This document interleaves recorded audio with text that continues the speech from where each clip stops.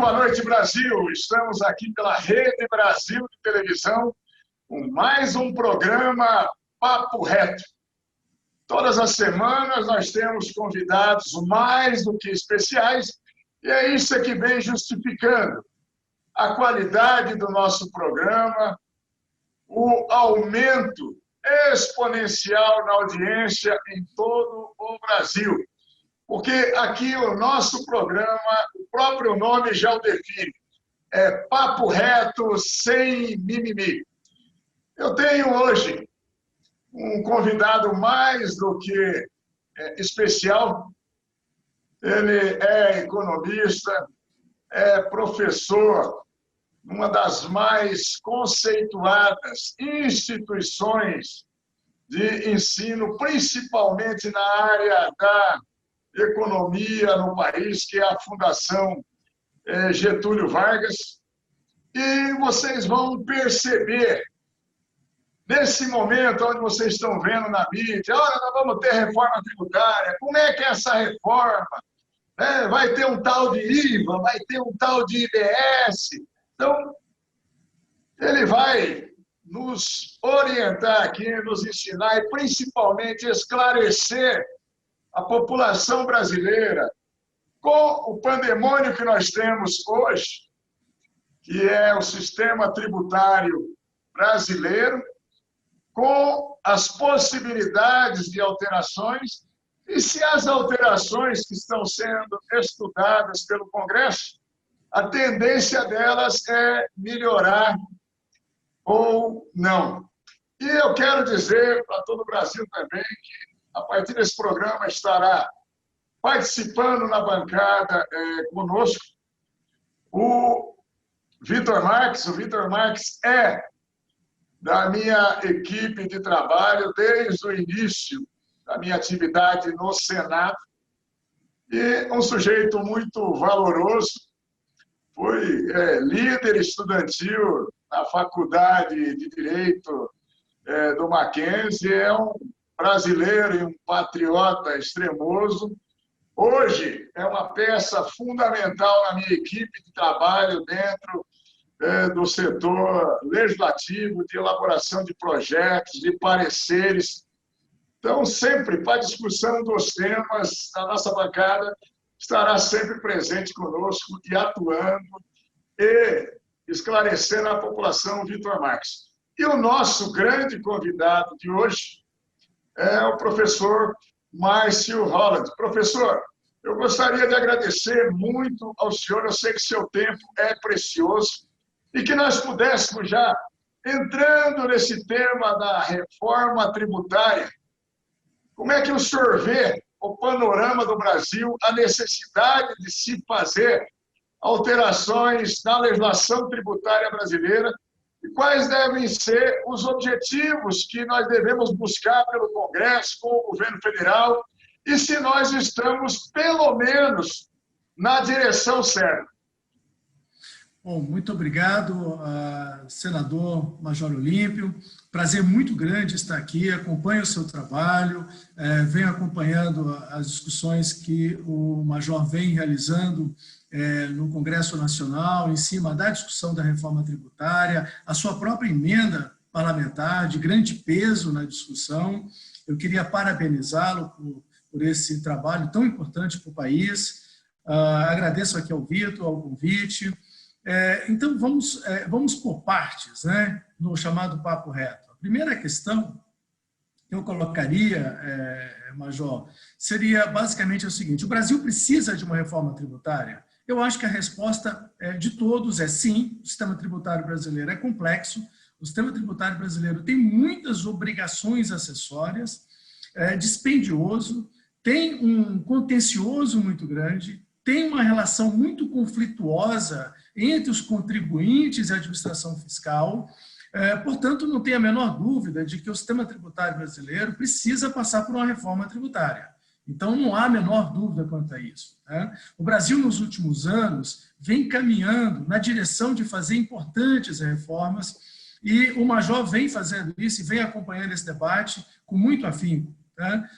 Nós discutimos a importância de se fazer uma reforma previdenciária, no Brasil, e já alertávamos que não seria uma reforma com o propósito de reduzir as despesas previdenciárias, mas de reduzir a velocidade de crescimento das despesas, que eram insustentáveis no tempo. Tá? Muito provavelmente, o Brasil vai ter que voltar a discutir uma reforma previdenciária logo. O envelhecimento populacional é muito rápido. Discutimos uma reforma trabalhista, o Brasil tinha um sistema trabalhista muito rígido, muito antigo, alguma flexibilização precisava ser feita para melhorar o ambiente de negócio, a relação capital-trabalho. O Brasil entrou nessa discussão. Portanto, Major, a discussão e a agenda de reformas é muito bem-vinda.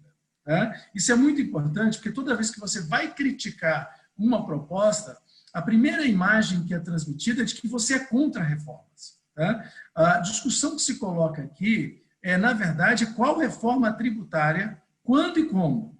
E aí vamos ao contexto e à nossa realidade atual, Major. Tá? Nós estamos vivendo uma grave crise fiscal, um severo estresse fiscal do Estado, eu poderia dizer quase que uma crise fiscal e financeira do Estado brasileiro. O déficit primário esse ano deve ultrapassar 800 bilhões de reais, a dívida pública deve chegar próxima de 100%. 800 bilhões, professor? 800 bilhões de reais de déficit primário. A gente está falando de 13%, 14% do PIB de déficit primário. Tá? As despesas do Estado brasileiro vão passar de 1,7 trilhões de reais. Normalmente ela roda ali em torno de 1,5 trilhões de reais. Esse é o tamanho do Estado brasileiro, que precisa ser financiado, botando o papo reto, né, os grandes números, né, o orçamento e as despesas do Estado brasileiro, 1,5 trilhões de reais, que precisa buscar financiamento na forma do quê? Dinheiro não nasce em árvore, né? Na forma de arrecadação tributária. E o Brasil tem uma dificuldade enorme de gerar arrecadação tributária. Tem havido o chamada erosão da base de arrecadação tributária no Brasil. Tá? Bom, então a pergunta passa a ser, tá? Qual reforma tributária neste contexto? Tá? Ou qual é a agenda de reformas e a sequência de reformas neste contexto? Essa é a discussão que nós temos que implementar neste momento, nós temos que colocar neste momento. Quando a gente olha esse cenário, senador, a primeira questão que se coloca é buscar o equilíbrio fiscal. Não tem a menor dúvida. O Brasil precisa aprovar um orçamento para o ano que vem, de preferência com uma meta de resultado primário, para ancorar as expectativas dos agentes econômicos. O Brasil precisa aprovar uma PEC emergencial para fazer ajuste de despesas, para minimizar esse buraco, esse rombo fiscal, e isso também vai ser importante para melhorar a confiança no Brasil e nas expectativas dos investidores sobre o Brasil. Ou seja, esse gasto tributário, esse gasto fiscal, essa desordem fiscal que o Brasil está vivendo neste momento, por conta até da pandemia, da Covid, tem algumas razões justificáveis, tem outras não tanto justificáveis. Tá? É preciso, portanto, enfrentar esse assunto no curto prazo. Professor, o senhor falou aqui durante a sua manifestação uma coisa fundamental e que me tocou, e se o senhor me permite, para nós fecharmos esse bloco, o senhor disse que seria fundamental votarmos, nesse momento, a PEC emergencial. Eu vou dizer uma coisa para o senhor. Nós tivemos uma reunião ontem no Colégio de Líderes do Senado, onde o líder do governo, Fernando Bezerra, encareceu para nós, líderes, e para o presidente do Congresso e do Senado, Davi Alcolumbre, para, nesse esforço concentrado, até o dia 18, quando deve entrar de recesso o Congresso, nós votássemos, discutíssemos e votássemos a PEC emergencial, relatada pelo senador Márcio Bittar, e o senhor falou, na sua fala, sobre o quão é fundamental nós termos essa PEC emergencial. Só para dizer para o senhor, e de primeira, porque não saiu na imprensa, e isso eu estou relatando agora porque eu estava sentado na mesa de reuniões. O presidente do Senado disse ao Fernando Bezerra, em 2 ocasiões, porque depois ele insistiu. Falou, olha, assim como tem vários líderes pedindo para discutir e pautar a PEC emergencial, tem vários líderes que não querem discutir mais esse ano a PEC emergencial. E no final ainda disse, Fernando, converse com os líderes, tente convencê-los para ver se eles me convencem a pautar. O senhor disse, é fundamental a PEC emergencial. A partir dessa informação, não votando esse ano, o que o senhor enxerga, à primeira vista, que pode acontecer se virarmos o ano sem ter o conteúdo da PEC emergencial aprovado? Então, senador, de novo, né, o contexto macroeconômico, né, a gente tem sempre que voltar na origem da discussão, entender o contexto, as circunstâncias que porque o país está passando. Né? Basicamente, primeira informação, de novo, né, no chamado papo reto, né, o orçamento brasileiro segundo o próprio Tesouro Nacional, 95% rígido. 95% daquele 1,5 trilhões de reais de despesa, né, é obrigatória, por lei ou por Constituição. Se levar em conta as despesas da máquina do Estado, luz, energia, né, em diversos passagens diárias para os diversos fiscais e por aí vai, fazer o trabalho do Estado brasileiro, emissão de passaporte, tudo mais que é fundamental para manter a máquina do Estado funcionando e o cidadão sendo atendido, essa rigidez vai para 99,5%. Praticamente, a gente abre o ano com um orçamento em que 99% para 99,5% dele é rígido, está dado por lei. Está dado por lei. Essa é a situação brasileira. Não se administra um país com um orçamento rígido. É impossível. O que sobra? Sobra 20, 30, 40 bilhões, quando muito, para investimento público. Para investimento público. De 1,5 trilhões normais, este ano é 1,7, 1,8, quanto à pandemia, 1,5 trilhões de reais, a gente não gasta 30 bilhões com investimento público no Brasil. Mal conseguimos cobrir a depreciação dos investimentos públicos, a depreciação da infraestrutura no Brasil. Então, é uma situação muito grave de custo do Brasil em geral. Quando você discute o equilíbrio fiscal, você tem duas alternativas. São escolhas da sociedade, escolhas do Congresso, democráticas, muito bem-vindas.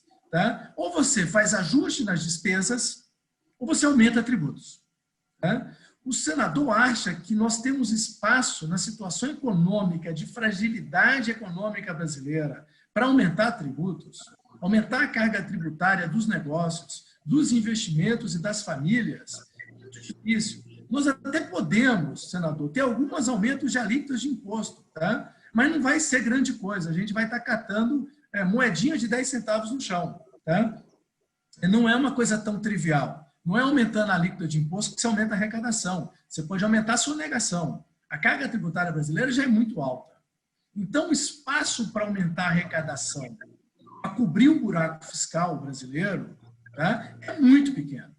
A gente está falando que a gente precisa reduzir a dívida pública, que está indo, senador, de 95% para 100% do PIB no final desse ano, para 120% do PIB até 2025, 2027, e vai ficar brigando neste nível por um longo período de tempo. E o Brasil não sabe conviver com isso. Nós não sabemos como é uma economia brasileira com dívida acima de 100% do PIB por 5, 8 anos. O Brasil não é preparado para isso, porque a dívida pública brasileira é muito ruim, é de curtíssimo prazo, é indexada a taxa de juros muito alta, tem um custo financeiro muito alto. Então, essa é uma discussão relevante que a gente não está fazendo. Do outro lado, tem os gastos. Há espaço para reduzir os gastos? É claro que, de uma perspectiva social, gastar é sempre bom, Quem não gosta? Mas não tem outro jeito. A gente vai ter que reduzir alguns privilégios no país. A gente vai ter que reduzir alguns privilégios. É melhor do que aumentar tributo para a indústria, aumentar tributo para investimento, para a produção e para emprego no Brasil. A gente vai ter que reduzir alguns gastos. E a PEC emergencial, ela permite um mínimo de flexibilização do orçamento para a gente passar por essa transição de grande estresse fiscal. Portanto, ela é muito mais importante, senador, se me permite, do que a PEC 45, mas muito mais importante. A PEC 45 promete o paraíso daqui 10 anos, mas nós vamos continuar no inferno por 10 anos. Olha aí, gente, aqui o papo é reto, sem mimimi. Nós vamos para um breve intervalo e já voltamos com o Vitor Marques, com uma questão que é fundamental e vocês já viram, gente, a forma tranquila, com quem conhece do que está falando, que o professor Márcio Holland ele vai expondo. Ele não ensaia, ele conhece, ele é um estudioso profundo. Quem dera ao meu congresso, aprenda com o professor. Vamos para um rápido intervalo e já voltamos, porque aqui o papo é reto, sem mimimi.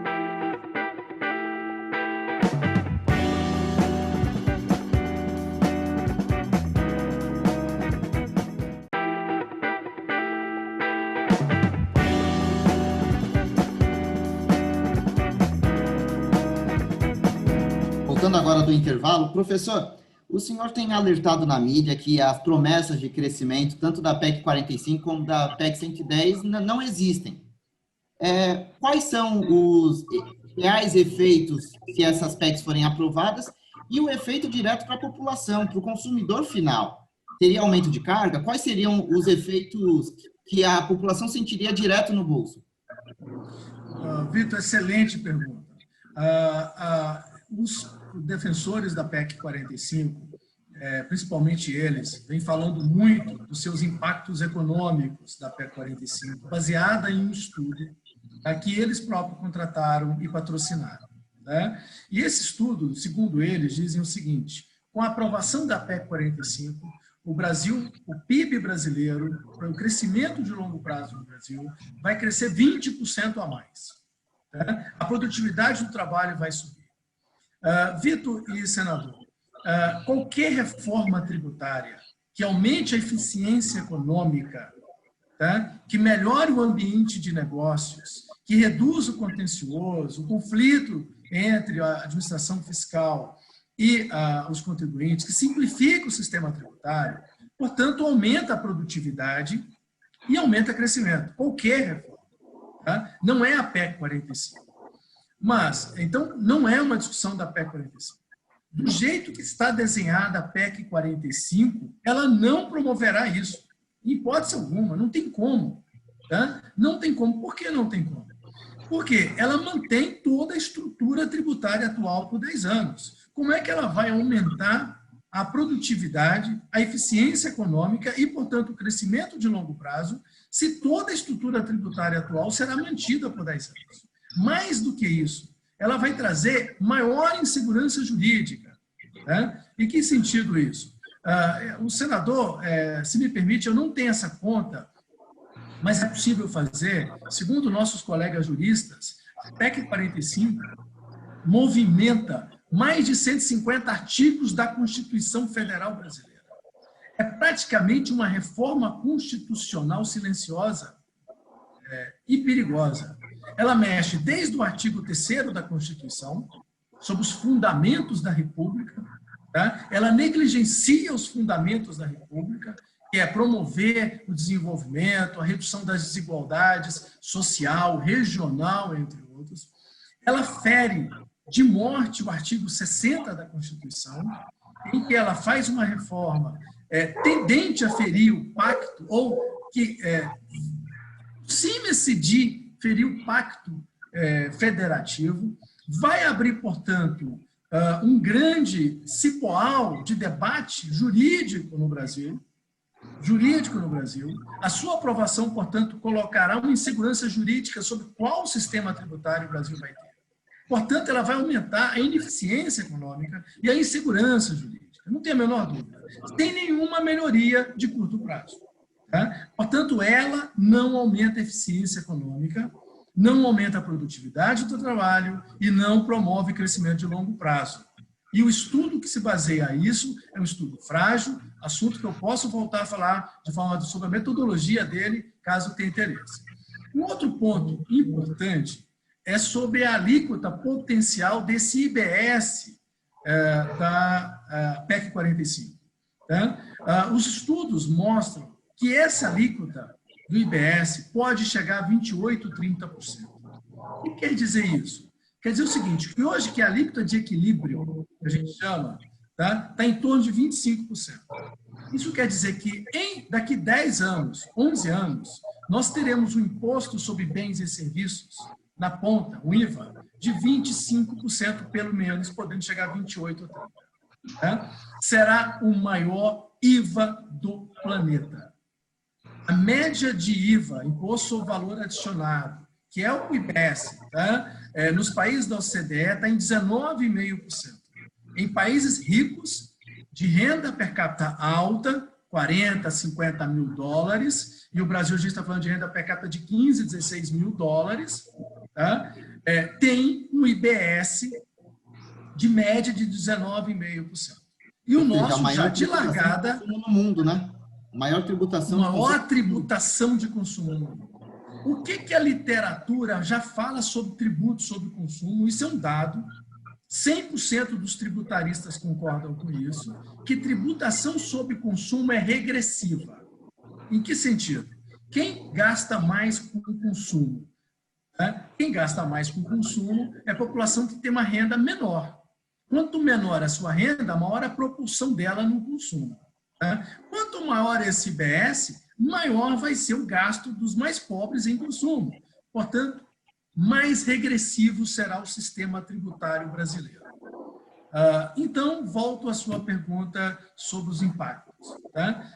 Para a população em geral. Existe um grande risco, veja que eu falo risco porque não dá para ter certeza, ao contrário dos defensores da PEC 45, que construíram soluções matemáticas exatas, existe um grande risco de termos um forte aumento de preços de bens e alimentos em geral no Brasil, por conta da PEC 45.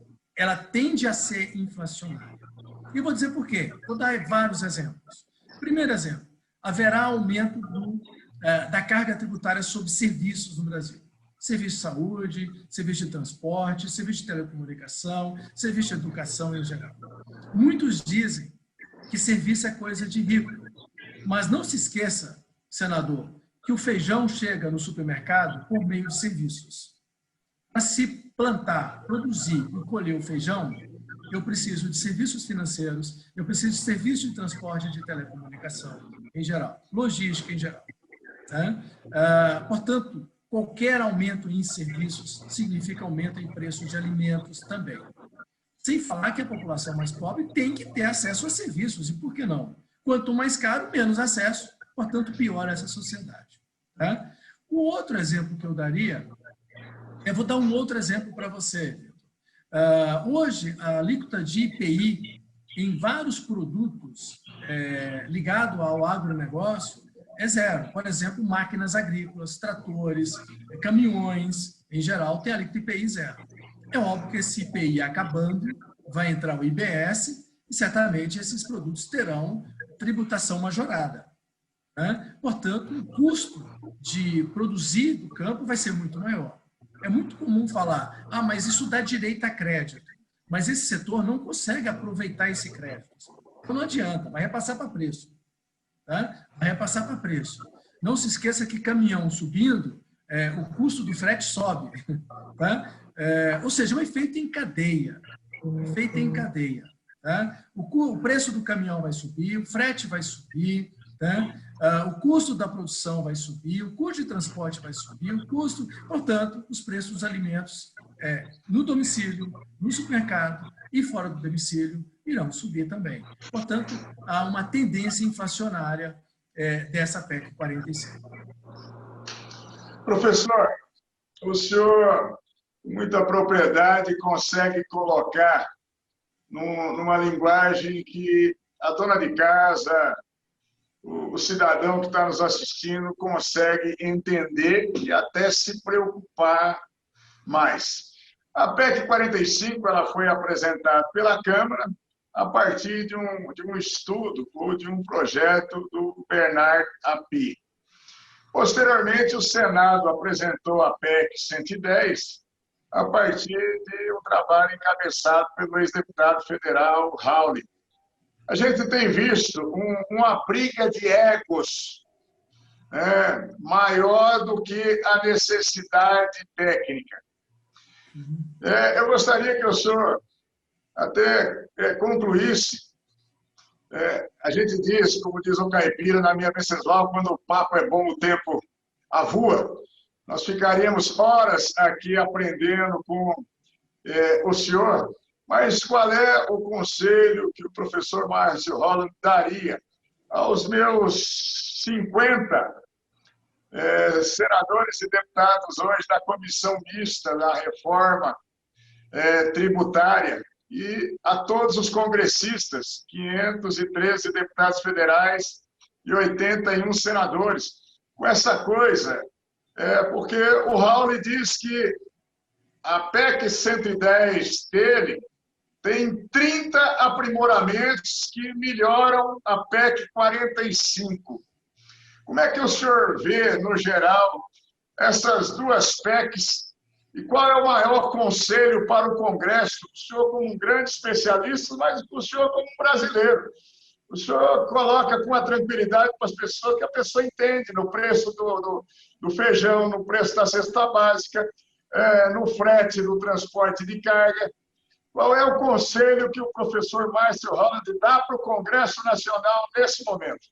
Para completar, professor, a proposta do Simplifica Já dentro desse contexto, dentro da PEC 45, dentro da PEC 110, o que o senhor entende também sobre a proposta do Simplifica Já?